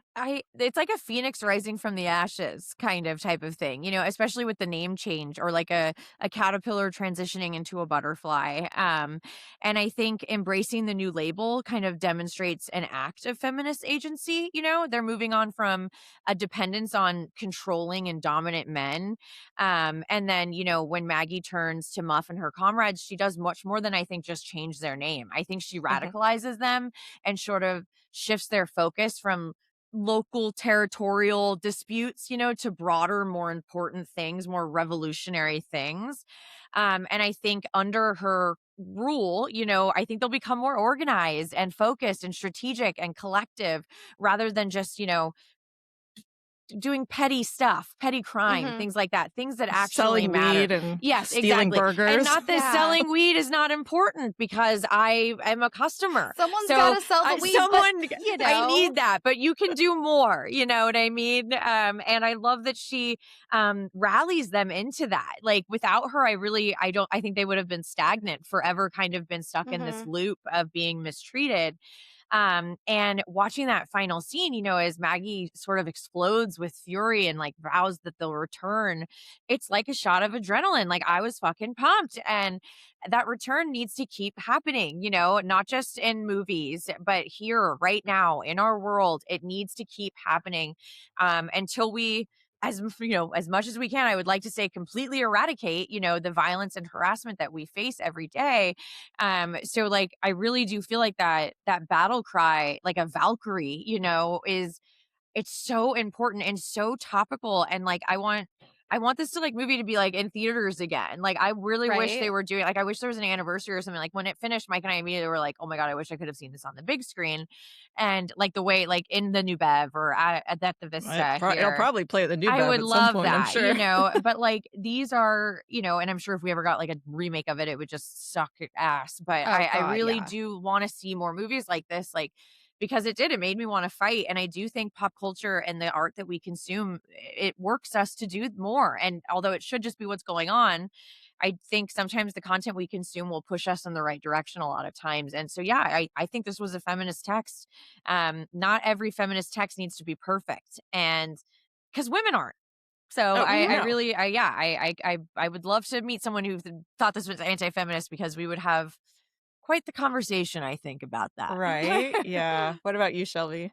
Yeah, I can't imagine thinking this was anti-feminist. I mean, it was the feminine experience through the lens of these teens in a gang, you know, like, because they go through all of it. Like, I mean, all of us have said tonight, we saw ourselves so much in so many of these different scenes.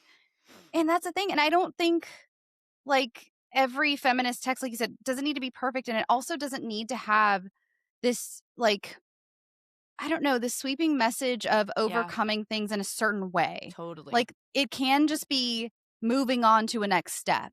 Like, they didn't all overcome this one individual thing. They were like, let's just start over. Let's start over with a different name. And like, starting over is okay too. You know, we don't have to write an entire soliloquy on what A happened manifesto. Yeah. exactly and how it affected us individually. We can just be like, you know what? Let's start over, everybody. We got a new name. We got a cake. Like, it's cool. And unfortunately, Lace loses out in the end and we lose her, but like, sometimes. I mean, she made her bed. Yeah, I really. She It's like, as did. much as I love that character, and like I feel sympathy for her, it's like watching a friend make a bad decision and It not being is. able to help them. And that's how I felt. Yes. Like I can. I mean, we've all probably had a friend where you've watched them, you still love them, you still love the character, but you're also like, I hate to say I told you so, So No, absolutely. It's so that's the funny. Lace I've here. actually had a conversation recently about a friend with another friend, and it's kind of like, we've had this conversation of like, we just have to let her, like, there's no talking. Sometimes her you gotta from let them this. make their mistakes. Yeah. Yes, there's nothing And you it's can like do. they're like, we had this whole like, do we talk? Do we have a come to Jesus moment? It's like there Yeah. just is none right now, Mhm. and sometimes there is none. Most of the time, you don't end up stabbed in the neck, but But I mean, stranger things have happened. So Yeah. exactly.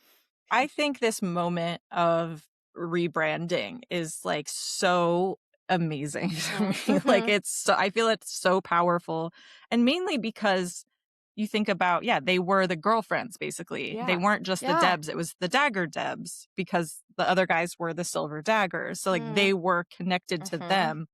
And I think ultimately that's Lace's downfall, is she's not able to see herself outside of Dominic's girlfriend and the connection to that gang. Whereas Maggie is like, we don't need them and we are enough. We are powerful. We are strong. We are immoral, shameless, and impudent women.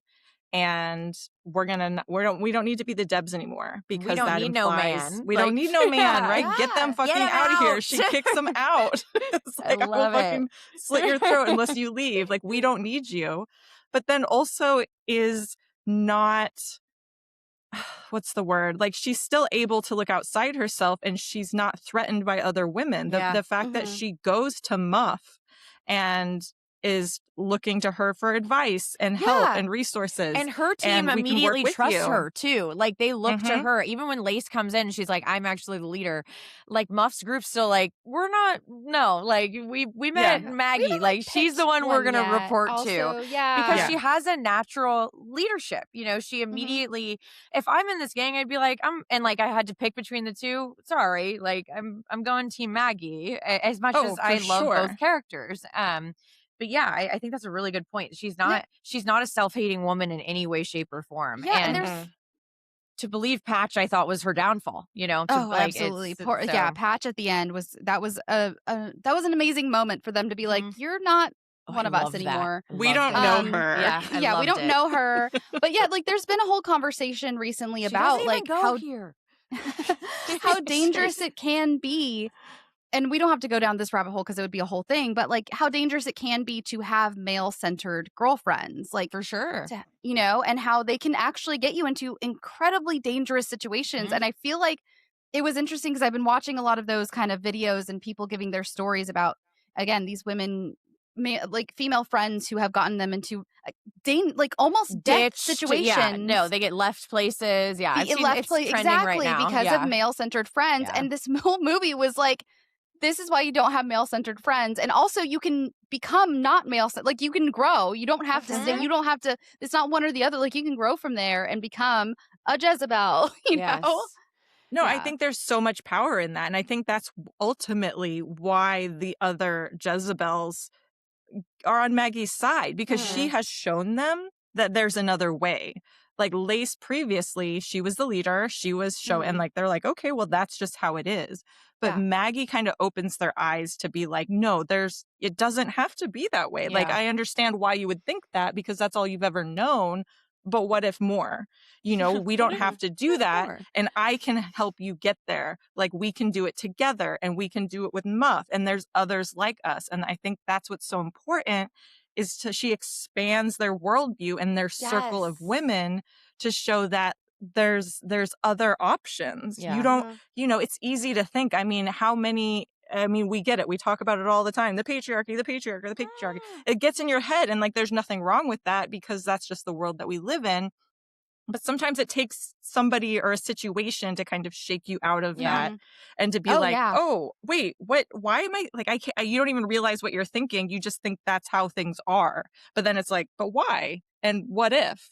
And I think that's what Maggie really does. And ultimately why the women don't want to go back to Lace, because it's like once you see it, you She's can't appealed unsee to it. them. Yeah, Yeah. you've looked behind the curtain. Like we've seen the wizard already. Well, and it's not like their life with the daggers was super great. I Yeah. mean, they're being pimped out. They're getting cigarette burns. They're getting slapped in the face and fat shamed and like all of this stuff that's like actually horrible that none of them clearly enjoy, and but their they just leaders think that's mean how to it them is. too. Like Yeah. that's Yeah, it's like Lace I could isn't real never great see either. Maggie being mean to Donut. You know what I mean? No. Exactly. It just it didn't feel like it doesn't feel like she's gonna rule with an iron fist. Instead, it's really the you catch more flies with honey mentality. I think. Yeah, she doesn't lead with fear. Yes.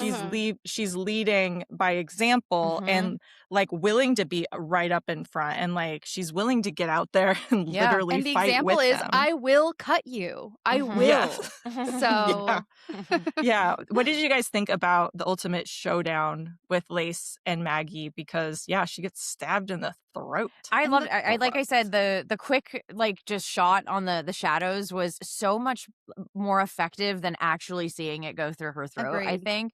And adds like there's finesse to this film. It is not just like a point and shoot, like let's just make a movie. Like this director, and correct me if I'm wrong, because I've not seen it. I'm familiar with those titles, but I've never seen them. Like there was a real eye for cinematography here, even on this, set that's kind of dirty and garbagey and graffitied up and everything. Like there were some really smart and auteur shots. So I was absolutely enamored with that last scene, and it was like it all felt like it was building towards it. Like as after the roller rink scene, I was like, that must have been like the big scene, and this outshines that moment for me. Like it was like, oh, and wait, there's more. Yeah. yeah. I think so too. I love the shadows. It's also like such a smart practical decisions because you could. Oh, it is really absolutely. funny. Another one of my favorite things is when you can tell when people get replaced with stunt actors. Yeah. Like the prison fight is really funny. 'Cause you're like, oh, that is 1,000% a man in a wig. So, and this last scene, you could tell too when it was actual professional stunt performers and not those young women Yeah. fighting with knives. Like buff. So but like a beautiful and effective way to do it, and also plays into the Shakespeare of it all, I think, and makes it feel kind of dramatic. It's like a sword fight. Yeah. Yeah, a sword fight, and also again, like not like playing to sort of like the titillation of it all. Like it's not leaning It wasn't into like a that girl more. cat It's fight, exactly. It is, but it's not. Like there's a distance there, and there's almost like a level of respect where it's like, these women are fighting with switchblades, which is amazing, but we're not gonna make it like, I don't know, just imbue it with like a sexual energy. Totally. Like we're gonna have respect for these They're fully characters clothed in that way.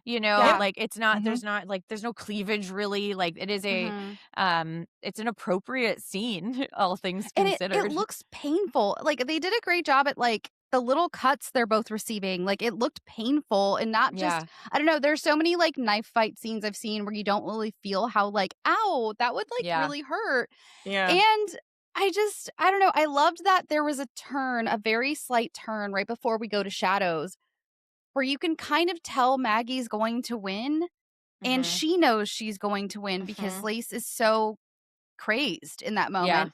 And it's kind of this like, don't make me do this. Like, Totally. like I will, but like stop, and like she tells her to stop and she just won't. And it's like, and then you have the juxtaposition of the police outside who are like, one of them is just like, I hope one of them kills them so we can finally put them in prison and like have a reason. And Lace would have lived if they'd come, but that's the cops for you. Exactly. Oh yeah. Yeah. Exactly. Let him. Yeah. That's just.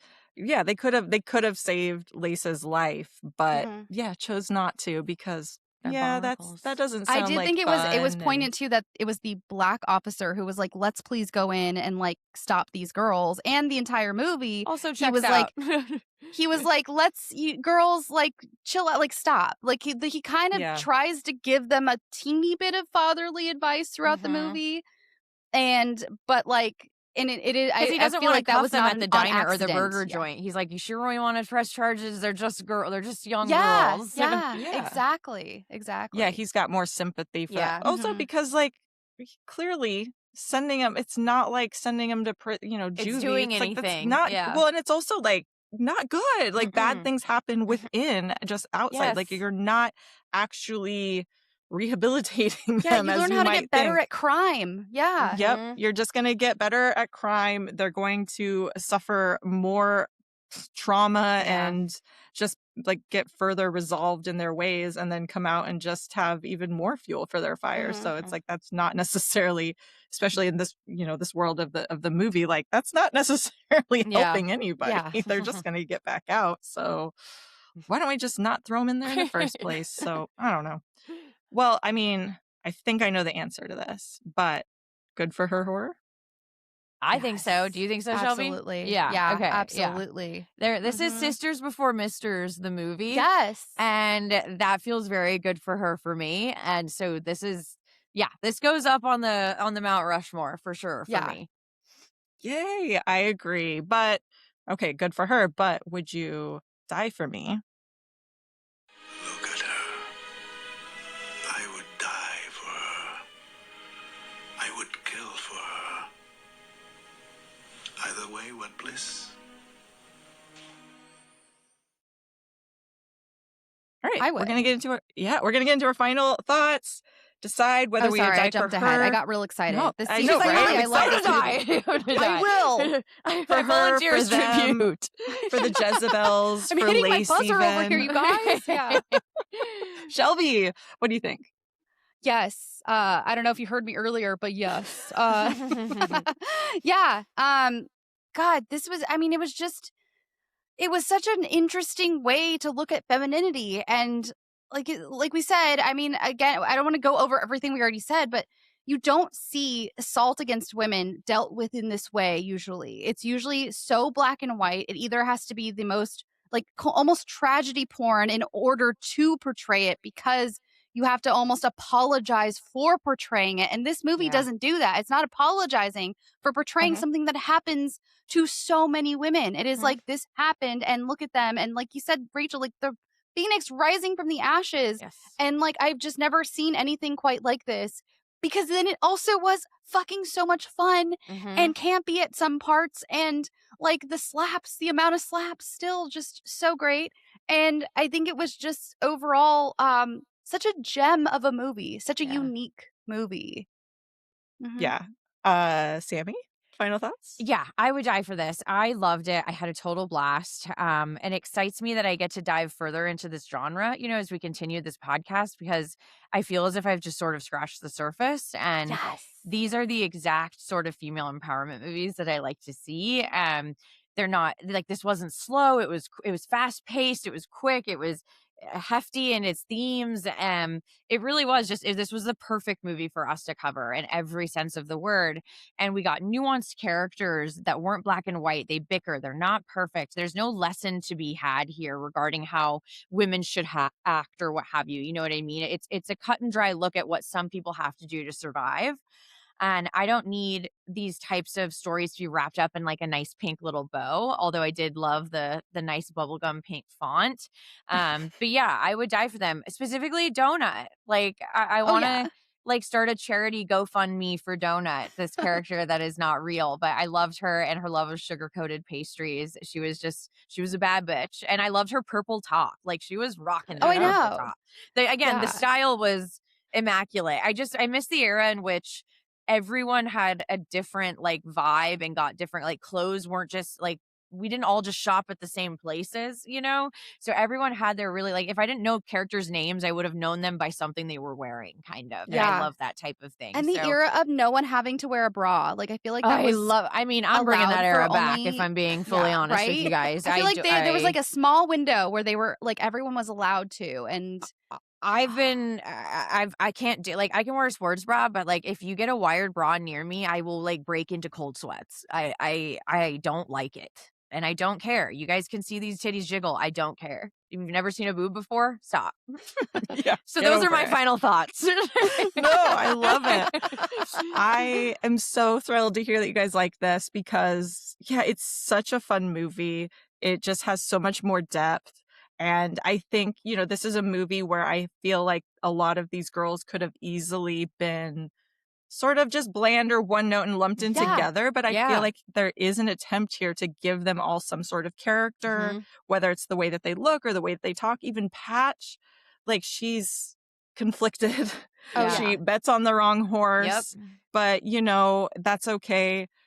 You can understand her motivations even. I feel like, because just She gave she's an fought eye hard for the to be. gang. She says She it. gave an eye for the gang. She did. I think, maybe she's got some some feelings to dig through for Lace. I think there is a queer reading there. I can as see well, that. I that can totally relationship. see that. Yeah, I Wow. agree. Yeah. I'm usually always the first to, like, not to Just pat myself like, on you the don't back. need but Dom. yeah, I'm like, right here. I'm right I would here. love to read, like, eventually in a couple of years I'll rewatch it through that lens because I could totally see that. Yeah, and I just think that's stuff that didn't have to be in this movie, but it is. Yeah. And to see a character like Maggie who's able to navigate this world in the way that she is, I find it to be such an empowering way that feels plausible, because I think in a lot of like action or exploitation or whatever, sometimes it's like you watch a movie and you're like, oh, that is so badass. But at the same time, it's like, okay, well, I could never do that. Yeah. And not like I think I could do a lot of these things but it at the same time We could feels wield like switch sort of Yeah, realistic. it's like I could not do anything in You Death know? Proof. The writing on top of the car, the way the car, like, Oh, that's not yeah. going to be me. But you know what? I think with some practice, if Yeah. you gave me a switchblade, I might be able to stab somebody in the neck. Right? Yeah. Or like I think, or like, you bite a guy's dick off if he's Bite a guy's do dick that. off, fire With a my machine eyes gun closed. Yeah, from the top yeah. of a van. Yeah. That takes Yeah, little like, to no skill. You just gotta get there first. There's ways to do these things, as Maggie demonstrates beautifully. And so it's so fun. So if people haven't seen it yet, have somehow listened to this entire episode, I would encourage them to watch it. And it's just, it's a gem Yes. with what is it? Icing. Yeah, that's right. It's icing on the cake. Yes, They have their it is. It's a cake. gem. It's an icing on the cake. It Yes. is. Here. Okay, well, I think that'll do it for Switchblade Sisters. Again, it's on Tubi, guys. There's no excuse on not to watch it. I Tubi, mean, you have to yeah. deal with the commercials. Honestly, but it's an sorry. 85-minute movie. Like, the commercials don't even get you to a 2-hour mark. You're fine. It's Yes. great. It Yes. didn't bother me at all. Okay, well, let's before we head out in our wagon, our paddy wagon. Also, okay, sorry, I can't leave. That final moment when she's covered in blood is just like, Oh, I it's know. again, it's Beatrix Cadeau in so many ways. He really, you didn't have So to. I didn't have to read that piece of trivia. Is all I'll say. we love a woman who ends a film yelling covered in Yes. blood. Yes.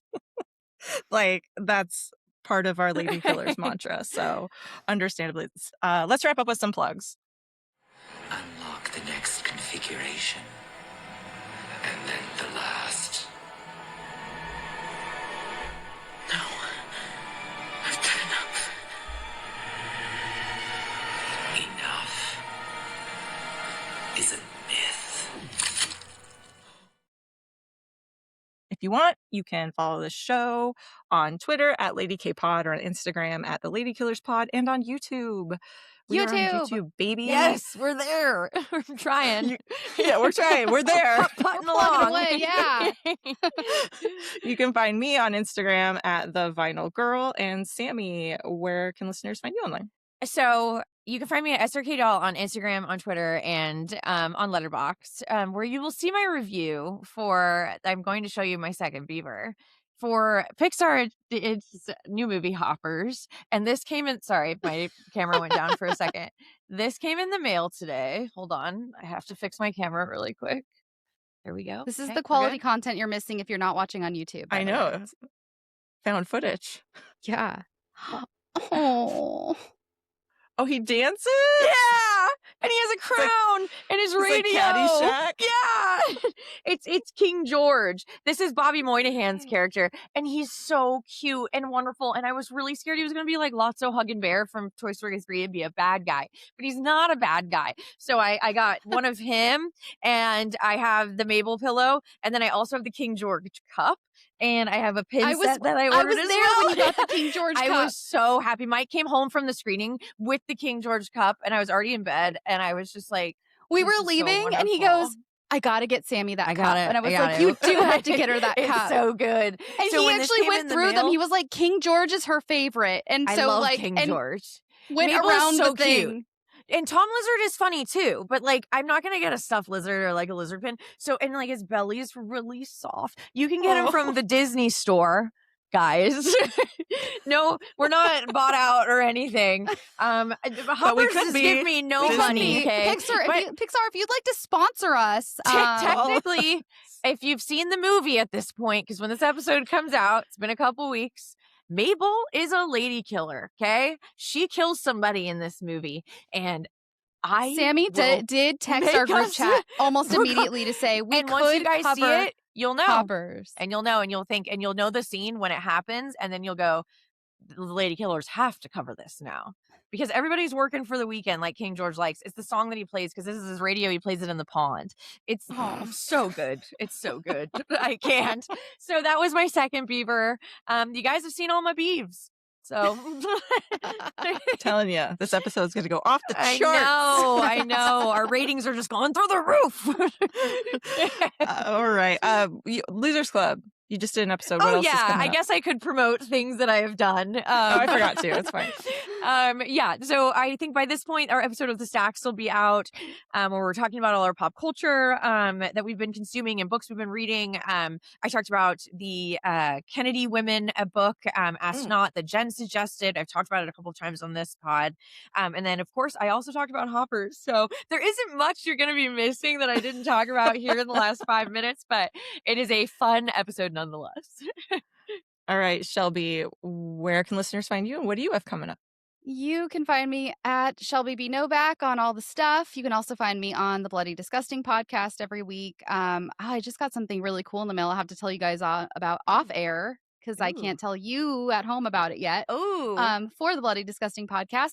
But you can also find me on Scare You to we Sleep. got it too. I know what it is. Did you get it too? Oh, yeah, that's right. Yeah, Mike was on the list. I forgot. Yeah. You got it too. Yes. Rachel will tell you it's very exciting. Killing you all. I know. I forgot he was on the list. Yes. So you can find me on Scare You to Sleep. I just did a Q&A episode where I took anonymous questions. I got very candid. I've been getting a lot of messages about that episode. Good ones. Good ones. Good.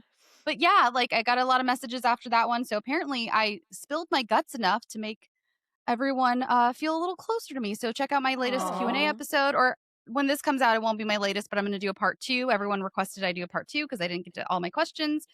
And yeah, I've got a lot of stuff going on over there. Look so at check out you. They like you. They like me. They really like you. One of my listeners was at the screening the other night, and I was like, oh my God, thank you for making me look cool in front of my friend. Wow. And I made Mike take a picture of us together. Oh, love it. Look, I love you that. got put to good use then. Good. He did.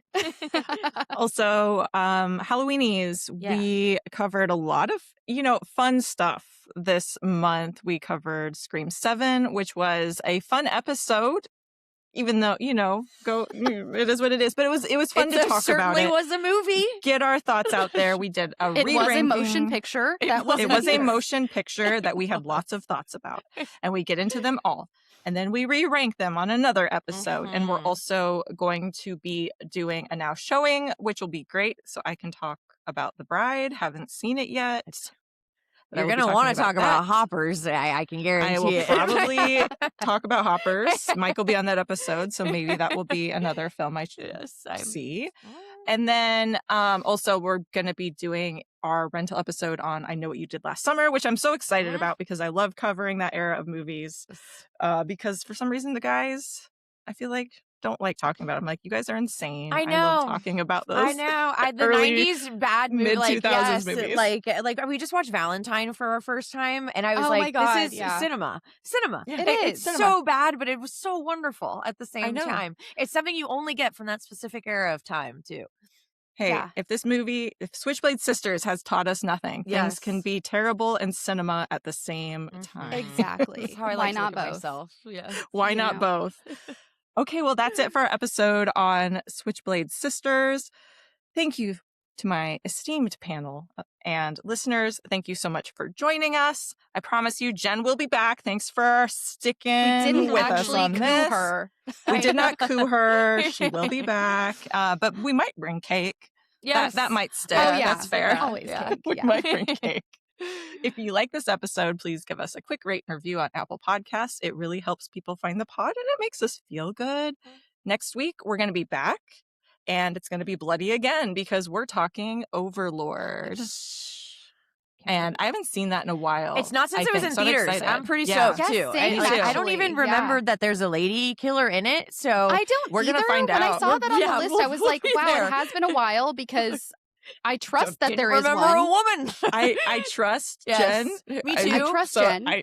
Yes. We'll find out. Yes. We I mean, trust hey, let's Jen. see. We did Hey. not coup her. We promise. This We is didn't all coup looking her, but really we bad, will find but out yeah. if she lied to us. Yeah, like to tune in next week to see if there was an actual lady There killer. might be a coup. No, I'm just kidding. There will never be a coup. Okay, so until then, ladies and ladies, support women's rights, support women's wrongs, and remember, you can beat us, chain us, lock us up, but we're going to be back, understand? And when we do, you better keep your ass off our turf or we'll blow it off, you dig? Because we're the Lady Killers. Remember that name. We'll be back.